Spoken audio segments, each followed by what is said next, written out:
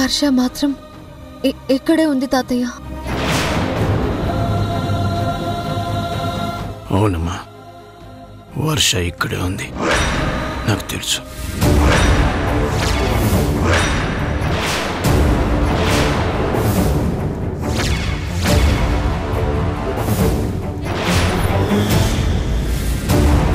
ఏంటి తాతయ్య, వర్ష ఇక్కడే ఉందని మీకు తెలుసా? మీరు ముందే చూసారా తాతయ్య? మరి చూస్తే మాకెందుకు చెప్పలేదు? ఎక్కడుందో చెప్పండి తాతయ్య. వర్ష కోసం రాణి ఎంతగా ఆలోచిస్తుందో మనందరికీ తెలుసు కదా, వెళ్ళి తీసుకొద్దాం.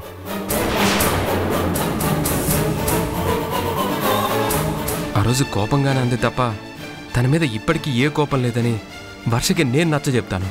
ఎక్కడుందో చెప్పండి తాతయ్య. చెప్పాను కదమ్మా, మన అనుకునే వాళ్ళు మనకు దూరంగా ఉన్నా వాళ్ళు మనకు దూరం అయిపోరు. వాళ్ళు మనల్ని వదిలి ఎక్కడికి వెళ్ళిపోరని. అయినా వర్షకి నీ మీద కోపం ఎందుకుంటుందమ్మా? వర్షని నువ్వు అమ్మలా పెంచావు. వర్షకి నువ్వంటే ఎంత అభిమానం ఉంటుందో అందరికీ తెలుసు. తను ఇప్పుడు అజ్ఞాతంలో ఉంటుందంటే దాని వెనకాతల కారణం ఏంటో మనం ఊహించగలం. అందుకే అలా అన్నాను.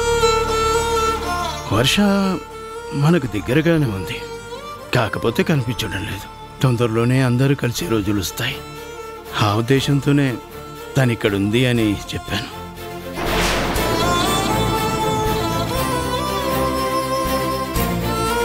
ఆ భగవంతుడు సాక్షిగా చెప్తున్నానమ్మా, నువ్వు వర్ష కలిసే రోజులు త్వరలోనే వస్తాయి. నాకు ఆ నమ్మకం ఉంది. నీ మాట దేవుడు మాట్లాడినట్టు కనిపిస్తుంది తాతయ్య. ఆ భగవంతుడే కరుణించి ఈ మాట చెప్పాడా అన్నట్టుంది. నిజంగా వర్ష మనకి దగ్గరగా రావాలని, మళ్ళీ అందరం కలిసి ఉండాలని ఎంతగానో కోరుకుంటున్నాను.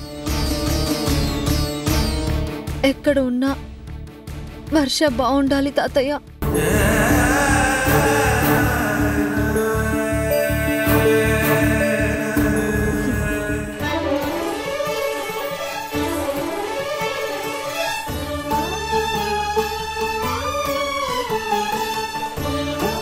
మనోవాంఛా ఫలసిద్ధిరస్తు.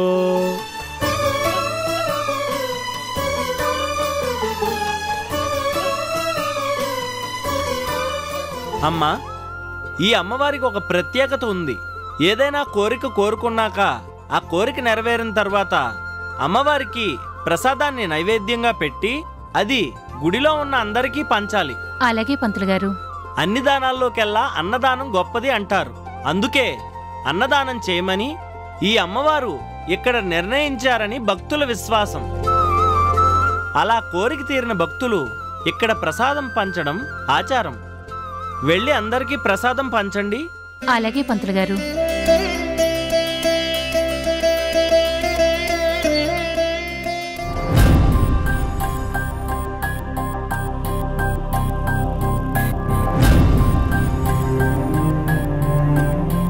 బాబు, బాబు, ప్రసాదం తీసుకోండి.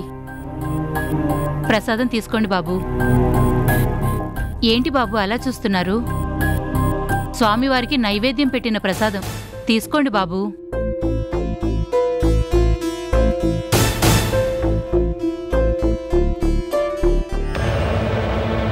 ఆఫీసర్స్. సార్. సార్. ఫ్యాక్టరీ మొత్తం చెక్ చేయండి. Yes sir. సేఫ్టీ మెజర్మెంట్స్ లేకపోతే మాత్రం వెంటనే సీజ్ చేయండి. Okay sir. ఎవరు సార్? ఎవరు మీరంతా? నేను ఫైర్ సేఫ్టీ డిపార్ట్మెంట్ నుంచి వచ్చాను. మీ ఫ్యాక్టరీ చెక్ చేస్తున్నాను. ఈ ఫ్యాక్టరీలో ఎటువంటి సేఫ్టీ మెజర్మెంట్స్ లేవని మాకు కంప్లైంట్ ఉంది. తప్పుకో.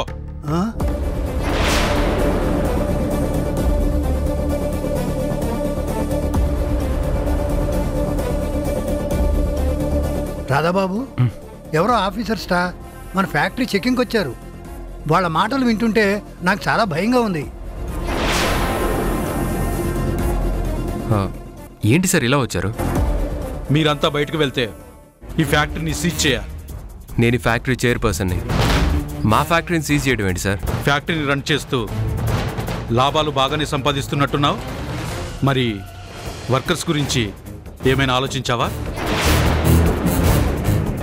ఇక్కడ అనుకోకుండా ఫైర్ యాక్సిడెంట్ జరిగితే తప్పించుకునే పరిస్థితి ఉందా?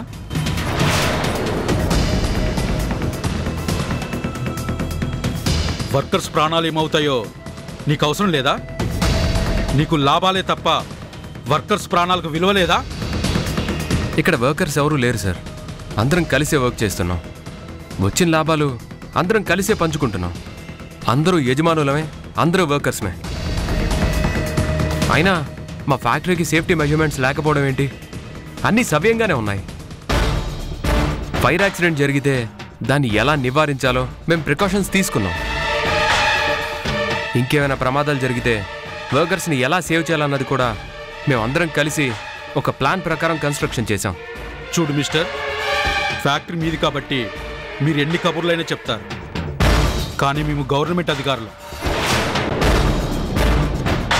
ఒక ఫ్యాక్టరీలో సేఫ్టీ మెజర్మెంట్స్ ఎలా ఉండాలో మాకు బాగా తెలుసు. మా దృష్టిలో అవేవి ఇక్కడ కనిపించట్లేదు. సో మీ ఫ్యాక్టరీని మేము సీజ్ చేస్తున్నాం. ఏం మాట్లాడుతున్నారు సార్? మా ఫ్యాక్టరీ సీజ్ చేసే అధికారం మీకెక్కడుంది?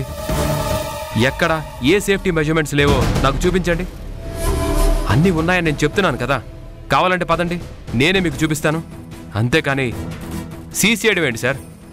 చూడు మిస్టర్, నీకు ఈ ఫ్యాక్టరీ ఒకటే ఉందేమో కానీ ఈ సిటీలో ఇలాంటివి 100 ఫ్యాక్టరీలను చెక్ చేసే అధికారం నా దగ్గర ఉంది.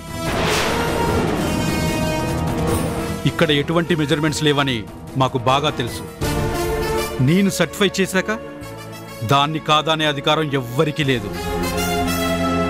మర్యాదగా మీరందరూ బయటికి వెళ్తే మీకే మంచిది. లేదంటే పోలీసులతో గెంటించి ఈ ఫ్యాక్టరీని సీజ్ చేయవలసి ఉంటుంది. ఆఫీసర్స్, సార్ ఫ్యాక్టరీ సీజ్ చేయండి. Okay sir. కుదరదండి. కావాలంటే నేను మీ అధికారులతో మాట్లాడతాను. చూడు మిస్టర్, నీకు కావాలంటే ఏ కోర్టుకైనా వెళ్ళు. అంతేకాని డ్యూటీలో ఉన్న అధికారులతో ఇలా ర్యాష్గా బిహేవ్ చేస్తే అది ఇంకొక కొత్త కేసు అవుతుంది. నువ్వు అరెస్ట్ అవుతావు. ముందు అదే ఆలోచించుకో. రాధాబాబు, అనవసరమైన గొడవలు ఎందుకు? ఇదంతా మనం తర్వాత తెలుసుకుందాం. ఆఫీసర్స్, సార్ ఫ్యాక్టరీ సీజ్ చేయండి. Okay sir.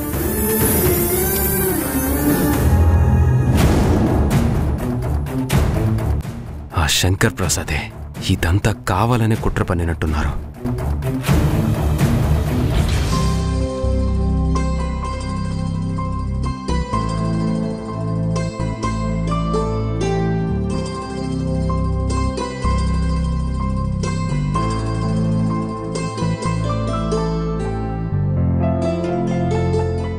ఏంటమ్మా అంత ఆనందంగా ఉన్నావు? ఈరోజు నాకు చాలా అంటే చాలా ఆనందంగా ఉంది నానమ్మ. ఆ సంతోషాన్ని ఎవరితో పంచుకోవాలో తెలియలేదు. నేను ఎవరు అన్న నిజం నీకు మాత్రమే తెలుసు. అందుకే నీతో పంచుకోవడానికి నిన్ను రమ్మన్నాను. నీకు సంతోషం ఎక్కడుందమ్మా? నీ జీవితానికి సంతోషం కలిగించే విషయం వంశీ నీకు దగ్గరవటం, నీ ప్రేమ గెలవటం. అది జరగదని ఆ భగవంతుడు రాసిన రాతని నువ్వు తిరగరాశావు. నిన్ను మనసారా ప్రేమించిన వంశీని నీ అక్కకి ఇవ్వటానికి నిర్ణయించుకున్నావు. అక్కడితోనే నీ సంతోషానికి నువ్వే ముగింపు పలికావు. నీకు ఆశ్రయం ఇచ్చారన్న కృతజ్ఞతతో, వంశీ నీకు దూరం అవుతాడన్న ఆశతోనూ ఆ కళ్యాణ్ణి పెళ్లి చేసుకోవడానికి ఒప్పుకున్నావు. అతను మంచివాడే, నేను కాదు అనను. కాని ఎంతైనా పెళ్ళయ్యి ఒక పిల్లున్న వ్యక్తిని నా మనవరాలు పెళ్లి చేసుకుంటుంది అంటే ఇది మాకు ఆనందం కలిగించే విషయం కాదమ్మా. నీ జీవితమంతా కన్నీళ్లతోనే త్యాగంతోనే నిండిద్ది. ఇంకా ఆనందం ఎక్కడ మిగిలిందమ్మా? నానమ్మా, నా ఆనందం నేను చూసుకునేదాన్నే అయితే నా వాళ్ల గురించి ఇంత ఆలోచించేదాన్ని కాదు. నేను ఆనందంగా ఉండడం అంటే నేనొక్కదాన్నే ఉండడం కాదు నానమ్మా. నా అనుకునే వాళ్ళంతా ఆనందంగా ఉండడం. వంశీ నాకు దూరమైనందుకు బాధ లేదు అని నేను చెప్పను. కానీ వంశీని అక్క పెళ్లి చేసుకుంది. అక్క మెడలో తాళి ఉంది కానీ భర్త పక్కన లేడు అంటే ఈ సమాజం ఎంత చిన్నచూపు చూస్తుందో అందరికీ తెలుసు. సమంతక్క అవన్నీ ఎదుర్కొంటూ కూడా తన మనసులో వంశీ మీద ఉన్న ప్రేమను మాత్రం చంపుకోలేదు. అందుకే ఆ పెళ్లిని, ఆ ప్రేమని గెలిపించడానికి నేను నిర్ణయం తీసుకున్నాను. నేను ఒంటరిగా ఉన్నంత వరకు వంశీ నాకు దూరం కాడు. కళ్యాణ్ గారు కూడా చాలా మంచివారు. ప్రియా నన్ను తన కన్న తల్లిలా చూసుకుంటుంది. నేను ఒక మంచి కుటుంబంలోకి వెళ్తున్నాను.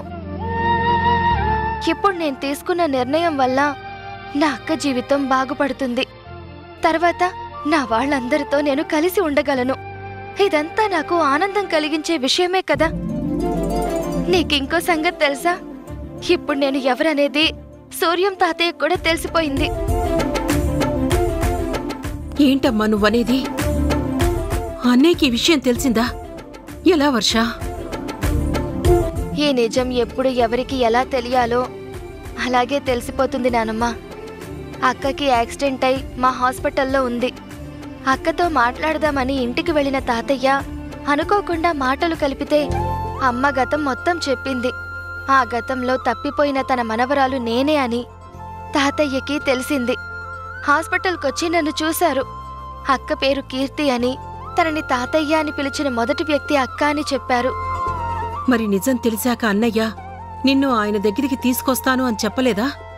ఎందుకంటే నిన్ను వదిలేశారనే కదమ్మా ప్రాణ స్నేహితుడి మీద మీ తాతయ్య కక్ష పెంచుకున్నారు. నిన్ను తన కళ్ల ముందు చూపించే వరకు అన్నయ్యని క్షమించను అని మీ తాతయ్య శపథం చేశారు. అన్ని మాటలు ఎన్నేళ్లు భరించారు, అవమానాలు కూడా సహించారు. నీ జాడ తెలుసుకోవడం కోసం అన్నయ్య చేయని ప్రయత్నం లేదు, పడని అవమానం కూడా లేదు. మరి అలాంటి నువ్వే మా వర్షవి అని తెలిసాక నిన్ను ఆయన ముందుకు తీసుకొస్తానని అన్నయ్యకి చెప్పలేదా? చెప్పారు నానమ్మ, కానీ నేనే వద్దన్నాను. నేననుకున్నట్టుగా అక్క జీవితం సెటిల్ అయ్యే వరకు ఈ నిజాన్ని బయట పెట్టద్దు అని తాతయ్య దగ్గర ఒట్టు తీసుకున్నాను. కష్టంతోనైనా సరే నాకు ఆయన మాటిచ్చారు. నేను చేస్తున్న త్యాగం వృధా పోదు అని తాతయ్య కూడా మెచ్చుకున్నారు. ఏంటమ్మా నీ జీవితం? అందరం కలిసుండాలని నిత్యం ఆ దేవుణ్ణి కోరుకుంటాము. అందర్నీ కలపమని ఆ దేవుణ్ణి వేడుకున్నాను. కలిపినట్టే కలిపాడు. కానీ నిజాన్ని బయటికి చెప్పలేకుండా అడ్డంకులు ఆయనే సృష్టిస్తున్నాడు. ఇవన్నీ తొలగి మళ్ళీ మన కుటుంబాలు ఎప్పుడు సంతోషంగా ఉంటాయో నాకర్థం కావడం లేదు.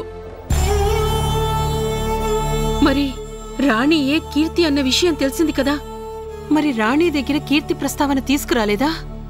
లేదు నానమ్మ, ఆ మాట చెప్పిన మరుక్షణం నేనెవరో అన్నది అక్కకి తెలిసిపోతుంది. ఏదో రకంగా ఈ విషయం బయటకొస్తుంది. అలా రాకుండా ఉండడం కోసమే తాతయ్య దగ్గర ఏమీ చెప్పొద్దు అన్నాను. కానీ రాణి అక్క తను చిన్నప్పుడు పెంచిన కీర్తి అని తెలిసి తాతయ్య ఎంత సంతోషపడ్డారో ఆయన ఆనందాన్ని వర్ణించలేం నానమ్మ. ఇన్నేళ్ల ఆయన బాధకి ఈ రోజు ఉపశమనం కలిగింది. నిజమేనమ్మా, అన్నయ్య జీవితంలో ఎప్పుడూ సమస్యలెదురయ్యాయి. మీ నాన్న రఘు, మీ అమ్మ సీత పెళ్లి చేసుకున్నప్పుడే మా 2 కుటుంబాల మధ్య ఆఘాతం ఏర్పడింది. నిన్ను ఆయన ముందు నిలబెట్టి తను ఏ తప్పు చేయలేదు అని నిరూపించుకున్న రోజు ఆ స్నేహితులు కలుస్తారమ్మా. ఆ రోజు రావాలని ఆ భగవంతుణ్ణి కోరుకుంటున్నాను.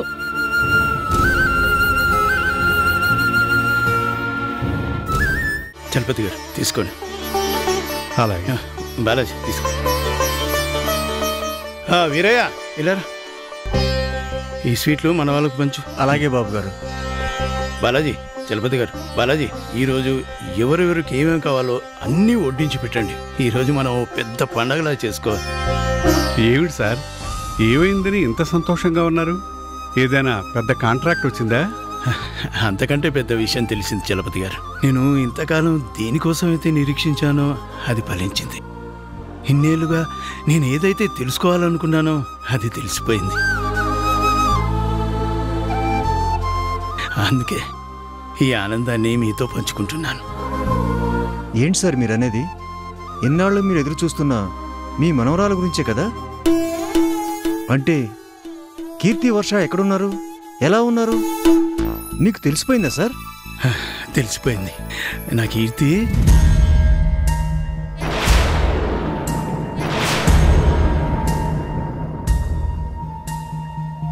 చెప్పండి సార్, కీర్తి అని ఆగిపోయారేంటి? కీర్తి కనిపించిందా? కీర్తి పాప ఇక్కడే ఉందా? ఎక్కడుంది సార్? దేవరాజు కూతుర్ని చూడాలని నాకు కూడా ఉంది. ఆ రోజు రాణి మిమ్మల్ని విడిపించడానికి అచ్చం కీర్తిలాగే మాట్లాడి ఆ నారాయణ్ణి నమ్మించింది. అప్పుడే అనిపించింది, నిజంగా మన కీర్తి ఉంటే అలాగే ఉండేది. తను ఎలా ఉంది చెప్పండి సార్, ఎక్కడుంది సార్? అదే బాలాజీ, ఎక్కడుందో తెలియని కీర్తి కోసం ఎన్నాళ్ళని వెతుకుతాం. కానీ రాణి కీర్తిలాగా మాట్లాడిందని, కీర్తిలాగా ప్రవర్తించిందని నువ్వే చెప్పావు కదా.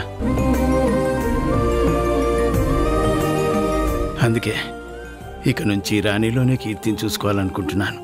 తనకేం తెలియకపోయినా తను కీర్తిలాగా ప్రవర్తించింది అంటే తను మనకు కావలసిన మనిషిని మనకు అర్థమవుతుంది కదా.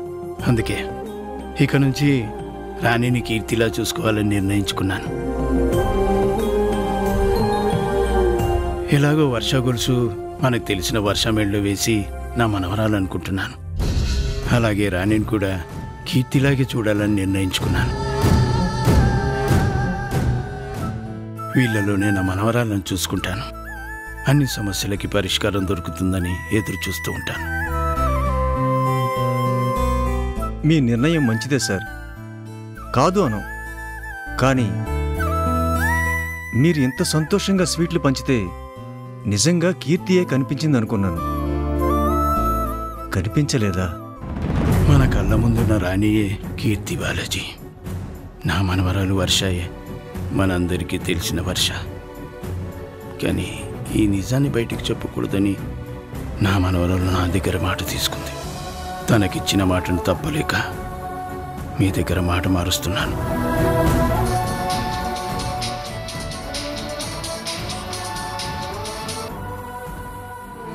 వీరయ్య చెప్పు. ఏం చెప్పమంటారు బాబు, ఈవేళ ఫైర్ సేఫ్టీ అధికారులు వచ్చి మన ఫ్యాక్టరీ మొత్తం చెక్ చేశారు బాబు. రాధాబాబు ఎంత చెప్తున్నా వినకుండా ఇక్కడ ఫైర్ సేఫ్టీ మెజర్స్ ఏవీ లేవని కంపెనీని సీజ్ చేసి మమ్మల్ని అందరినీ బయటికి గెంటేశారు బాబు.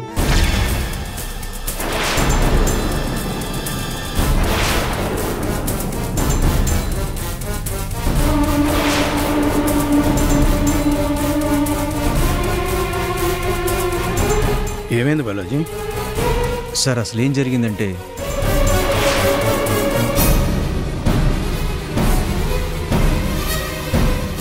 ఇదంతా ఎవరు చేయించారో, ఎందుకు చేయించారో నాకు బాగా తెలుసు.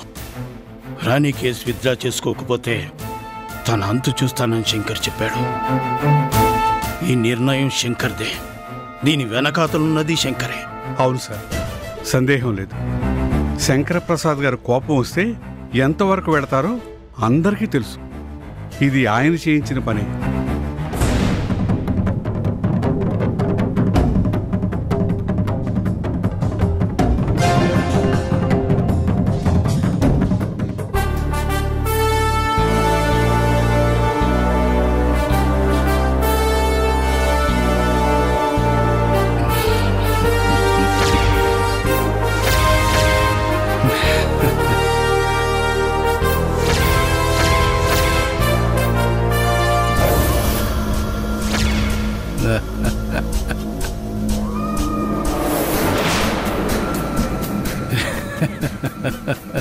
ఎంత ధైర్యం రా నీకు? నా ఇంటికే వచ్చి కాలు మీద కాలేసుకుని కూర్చుంటావా? లే,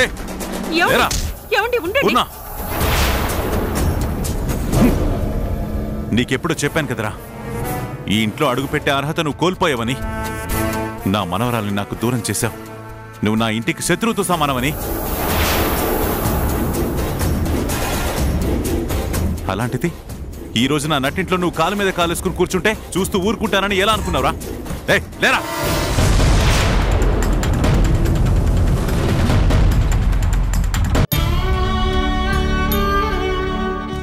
అమ్మా, అక్కడెవరు పడుకొని ఉన్నారు.